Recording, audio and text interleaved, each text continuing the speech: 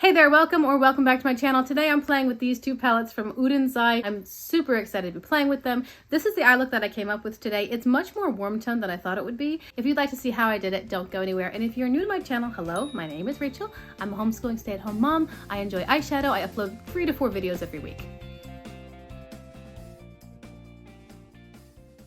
For today's video, I am so excited to be playing with my sisters, the two Christmas palettes from Oden's Eye. In case you don't know, a subscriber gave me the Christmas Eve palette when I just had the Merry Christmas palette, and now they're together, and I'm super excited. So for today's video, I want to use both of them. I have already primed my eyes. I used the Glam Light Icing Primer. Everything that I use is mentioned or linked below in the description box. Let's zoom in and get going.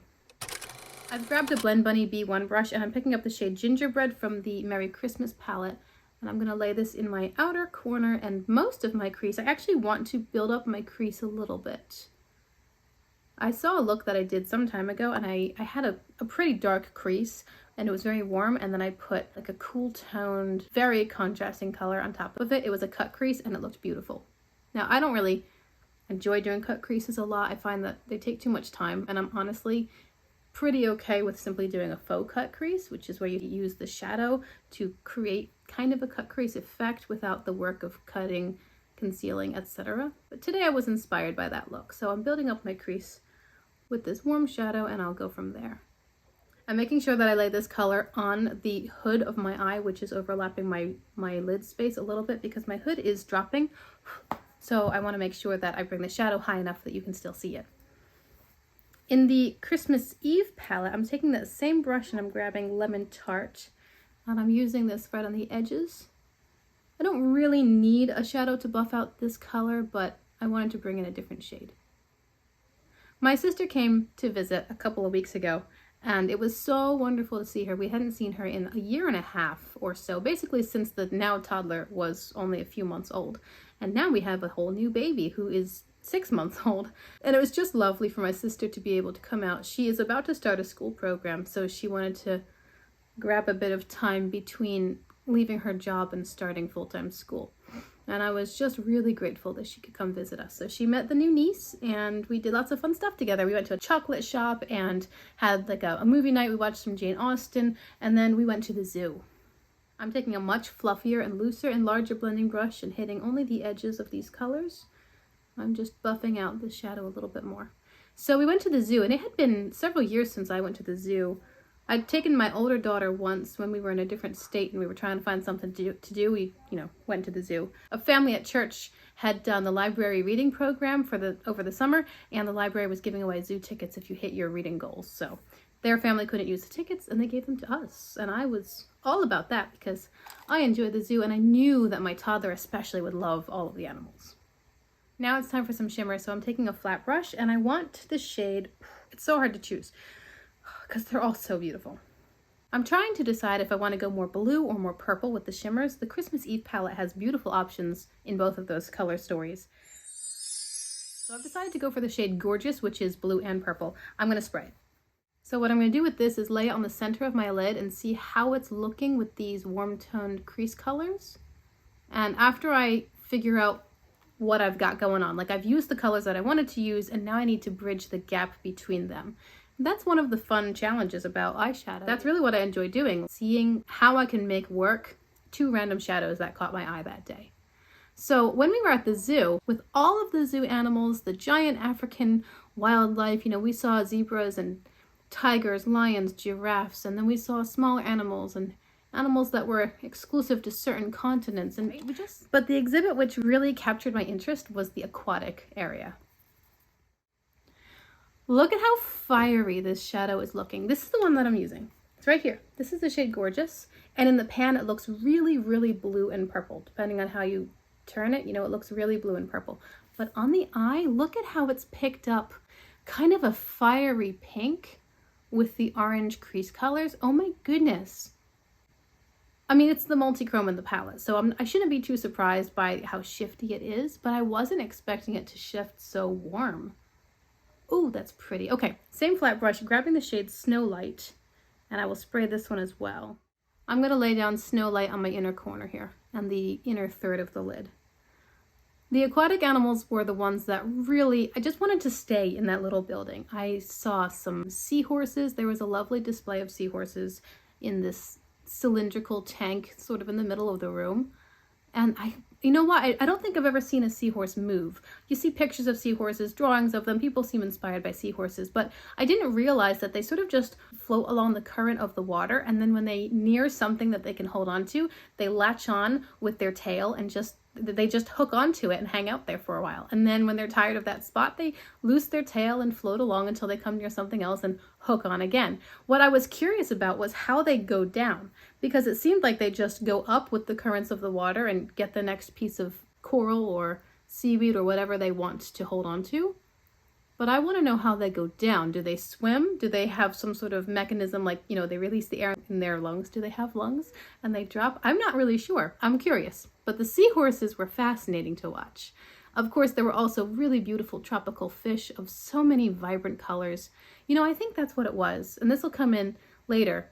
It was the colors. The tropical fish were beautiful, and they're sort of iridescent and glowing in the water. So, so pretty. Back in the Merry Christmas palette with the same flat brush, I'm taking Santa's Star. And I'm not going to wet this one because it's a different formula. I'm just going to lay it down right over here to sort of work into these cool orange tones, but it's not going to be enough. So I'll take the same brush and pick up All Right, which is an orange shimmer from Merry Christmas, and lay that down on top of it. There we go. Oh, this is so pretty. Oh, this is so pretty. Okay, I've gotten distracted. Oh yes, the other thing that I liked so much, a little bit outside of the aquatic zone but nearby, were the poison dart frogs. I've seen pictures of these little guys. They are incredibly vibrant. Their colors are brilliant. So bright and pigmented and colorful. They're so colorful. Back to my original blending brush, I'm picking up Gingerbread again very lightly, and I'm just tapping on the edge of the shimmer. I just want to sort of smooth together this transition of formula. The poison dart frogs were the most beautiful colors. They were really vibrant blue and green, and I think there were some red ones. There were some that were speckled, and it made me think of the mysteries, like probably Poirot and one or two others, where somebody will take a poison dart frog and wipe its body on a piece of paper or something, and they somehow orchestrate for their victim to be cut and have the poison go into their bloodstream and they die. And, you know, the clever detective figures out what happened. But that's what it made me think of. And they were just so beautiful. They were gorgeous little frogs, and they were tiny. They were like this big. I loved watching them just hop around, so beautifully colored. You might never know that they were deadly, but I have heard that some of God's most venomous creatures are actually the most colorful and beautiful. That's not always the case, you know, think about a parrot. But the poison dart frogs were so pretty. I'm truly shocked at how warm this is looking, given the fact that half of the shadows I've used are from this palette. Are you surprised by that? I mean, are you as surprised as I am? Oh my goodness, it's so surprising. Okay, I'm going to take a smaller brush. This is the Blend Bunny B2. I'm going back into Lemon Tart, and I'm going to lay this on my inner corner, on the lower lash line. I'm in the lower lash line now. Actually, I'll use this as an inner corner highlight too, because it's really good. It's a little bit like the Rebirth shade from the Hella palette. It's a bit more mustardy. Rebirth has more of a white base, but they both make a fabulous inner corner highlight. And now I think I'll take the same brush into the shade Softly. I'm going to put Softly right here in the middle of my lower lash line. It's going to bridge nicely into this yellow matte, but I don't want it to come all the way out because I think that I want to pull in a smidge of blue. So same brush into the shade Christmas Eve. No, not Christmas Eve. Same brush into Night Sky. Night Sky looks to be, is it a black? Let me see. It's not a black, it's like an extremely deep navy. Not even navy. Okay, Christmas Eve is a navy. Night Sky is even darker. Feel like it has a bit of navy undertone. I don't know. And just where it hits the extreme outer corner, I'm just gonna work it into a tiny little wedge out here to, I don't know, work it together with these shadows that are already in place. I wanted to do like a 50-50 for each palette, but I think I have used Christmas Eve a little bit more. I mean, I'm okay with that. It looks really fun. I accidentally touched up a color on the inner corner with a brush that wasn't totally clean, so now there's a bit of a blue cast. I'll clean that up. I'm going to choose something in my waterline and go off camera. I'll be right back. Okay, here's how it turned out. Let me tell you what I did to finish this look. In my waterline, I used two colors from ColourPop. They're both creme gel liners. This is the shade Big Splash. I used this in the outer half. And then this is the shade Extra Frosting, which I used on the inner half. I did do a winged eyeliner, but I didn't line the lashes themselves. And then I put on some mascara. On my lips, I'm wearing NYX Butter Gloss in the shade Sorbet. Just a little bit of that. And then on my face, I just put on a bit of blush, which my toddler has misplaced, but it is the Luminoso shade from Milani, and I have the Aurora Glow Kit from Anastasia Beverly Hills as a face highlighter. That's everything. Tell me what you think. I think the look is really pretty, and honestly, as I said earlier in the video, the fact that I could get something this warm when probably 2/3 of my look was using a very overall cool-toned palette is really interesting to me. I think the deciding factor, really the standout, was the multi-chrome here. Gorgeous, because like I said, in the pan it looks so blue and purple, but once I put it on the eyes, it started to pull more yellowy, pinky gold, and you can see a lot of the pink in there, but you don't see as much blue and purple as you might expect. It is beautiful. I hope the close-ups are doing it some degree of justice.